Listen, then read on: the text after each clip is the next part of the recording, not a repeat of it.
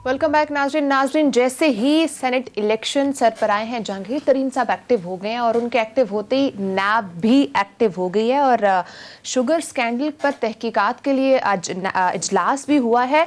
इस पर तो बात करेंगे कि क्या शुगर स्कैंडल की जो तहकीकात हो रही हैं उसका कोई जहांगीर तरीन जो हिमायत करने जा रहे थे हफीज शेख की, उस पर कोई असर होगा कि नहीं। लेकिन उससे पहले आमिर साहब, खबरें आ रही हैं कि यूसुफ रजा गिलानी साहब की कोई मुलाकात हुई है जहांगीर तरीन साहब से।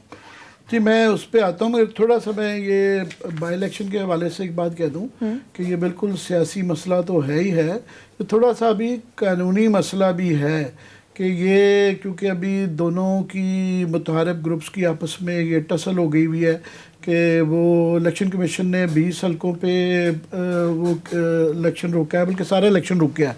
उन्होंने वो पोलिंग स्टेशन पे सॉरी और उन्होंने री इलेक्शन नून लीग मांग रही है। तो ये भी कानूनी तौर पे देखना है कि री इलेक्शन कैसे अलाउ किया जाएगा। और दूसरा ये है कि ये कंसोलिडेशन प्रोसेस से पहले री पोलिंग का भी एक जो है वो कानूनी सवाल भी है, क्योंकि सरगोदा में जो था इसका चीमा साहब का इलेक्शन जो था उसके अंदर जुल्फ़िकार भट्टी, डॉक्टर जुल्फ़िकार भट्टी थे उसके अंदर, तो वो उसके अंदर उन्होंने नोटिफाई कर दिया था पिटोबा टेक सिंह में सोनिया बीबी के इलेक्शन में इलेक्शन कमीशन ने जो है इनके मुखालिफ कुतुब शाह उनको नोटिफाई करके, तो बाद में रिकाउंटिंग के बाद ये वापस आए थे। अच्छा। तो आया ये नोटिफाई होने के बाद फिर रीपोलिंग होगी या वैसे ही होगी, तो ये है। मगर मेरा ज़ाती ख्याल है कि गवर्नमेंट क्योंकि इनको जो है खुद ज़बरदस्ती नहीं करनी चाहिए, क्योंकि गवर्नमेंट बिल्कुल जो है ना वो अंग्रेज़ी में जो कहते हैं they've been caught with their pants down, वो पकड़े गए हैं। ये जो एडमिनिस्ट्रेशन का खुल्लम खुल्ला बीच में पार्शियलिटी नज़र आई है और उसके अंदर धुंध में लोग गायब हुए हुए हैं। उसके बाद ये नून लीग का ये लटकी रहेगी बात। तो अगर गवर्नमेंट समझती है तो बाई इलेक्शन री इलेक्शन कराने में कोई हर्ज नहीं है, क्योंकि अगर इन्होंने वो री पोलिंग करवा के जो है वो 20 रिकाउंटिंग करवा के जो है वो मसला हल कर दिया तो वो ये लड़ाई चलती रहेगी। तो अगर इन द फेयरनेस के तकाजा यही है कि ये यहाँ पे नून लीग के मुताबिक दोबारा इलेक्शन करवा दे, क्योंकि ये वरना ये लड़ाई पड़ी रहेगी।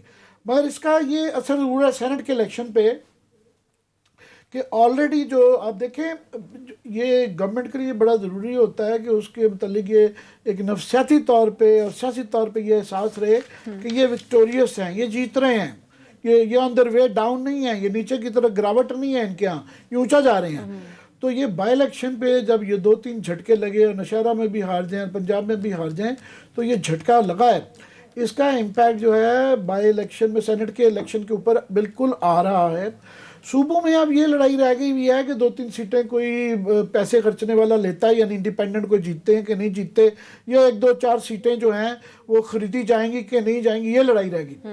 मगर अब जो सेनेट का इलेक्शन जो हो गया ना वो मार्का इस्लामाबाद के मुतालिक आ गया कि यूसुफ रजा गिलानी और हफीज शेख का जो मार्का है वो उसके ऊपर डिपेंड करता है। तो जो लोग अगर दरमियान में थे, फॉर एग्जाम्पल सोच रहे थे, तो ये जब देखते हैं ना कि पीटीआई ये तो यार नीचे जा रही है, इसे एक मनता ना नफसियाती और सियासी झटका लगता है, तो यूसुफ रजा गिलानी पे भी इसका पॉजिटिव इम्पैक्ट आता है। उसकी जो है मैं ये दाद देना चाहिए आसुदारी को कि उन्होंने, वरना ये जो इस्लामाबाद का इलेक्शन होता है ये गवर्नमेंट ही जीतती है, क्योंकि 172 चाहिए होते हैं, मेजॉरिटी चाहिए होती है।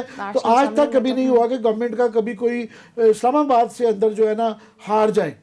तो मगर उन्होंने यूसुफ रजा गिलानी को चुन के एक इलेक्शन बना दिया है कि आप और हम भी सारे बहस कर रहे हैं कि क्या होगा, जीतेंगे नहीं जीतेंगे, पहली बात क्या होगा।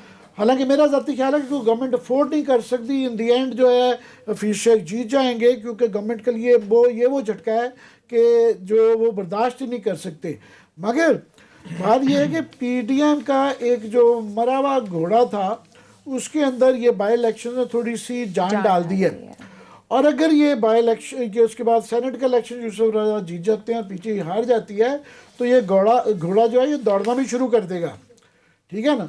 बाकी इसका इलेक्शन के हवाले से क्योंकि बहुत ज़्यादा इंपॉर्टेंट आ गई बात कि जी क्योंकि हफीज शेख साहब ने तरीन साहब के पास चले गए जो है, तो जहांगीर तरीन को ये आ गया जी, उनका ये बयान और तरदीद कल की छपी हुई है कि जनाब मेरा कोई कांटेक्ट नहीं है यूसुफ रजा गिलानी का, क्योंकि रिश्तेदारी भी है, ताल्लुक भी है, पुराने एक दूसरे को जानते भी हैं।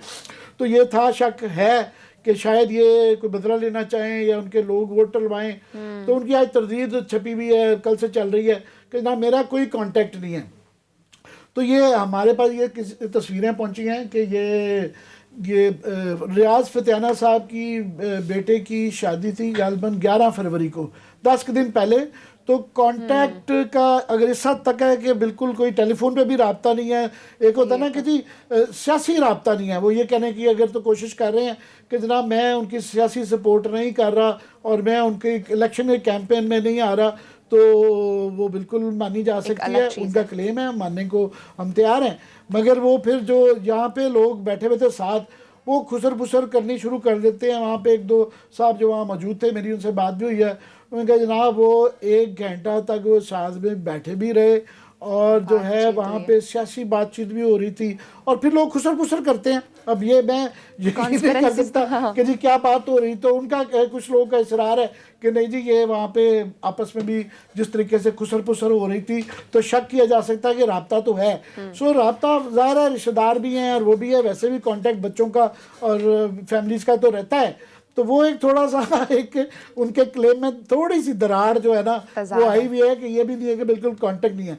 हाँ ये ज़रूर है, मेरा ख्याल है कि अगर यूसुफ रजा गिलानी ये झटका पीटीआई को मजीद लगता है और वो जीत जाते हैं, तो ये शक जहांगीर तरीन पे ये पड़ गई है कि ये शक उन्हीं पे रहेगा कि जनाब ये शामिल थे। कि एस्टेब्लिशमेंट थोड़ी सी पीछे हट रही है। तो गिलानी साहब ने जो बात की है, हम तो पहले दिन, मैं तो उस दिन भी कह रहा था, ये इसका इमेज ट्रिकल डाउन इफेक्ट वही जाता होता है कि वो ये समझते हैं कि जनाब पाकिस्तान में कि जिसके साथ एस्टेब्लिशमेंट खड़ी हुई है, हुकूमत बनी हुई है, बची हुई, हम तो उसी के साथ खड़ेंगे।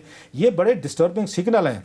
मान लेते हैं कि उनके पास ऑप्शन नहीं होंगे, कि मतलब कि अगर सीट हार जाते हैं तो इमरान खान साहब को हटा के फिर कौन, या आप उसमें कहते हैं कोई खान साहब कहेंगे कोई नया लीडर ले आए हाउस से, या अगर वो कहते हैं वोट ऑफ कॉन्फिडेंस दोबारा लेंगे या नया इलेक्शन। झटका तो है ना, झटका तो है ना आपको बहुत बड़ा, आपके लिए बहुत बड़ा क्राइसिस पैदा हो जाएगा, एस्टेब्लिशमेंट के लिए भी हो जाएगा। जनाब के कल को इलेक्शन करवाएं तो नवाज शरीफ साहब ने कंपनी दोबारा वापस आ जाए, आप उनके साथ कैसे चलेंगे?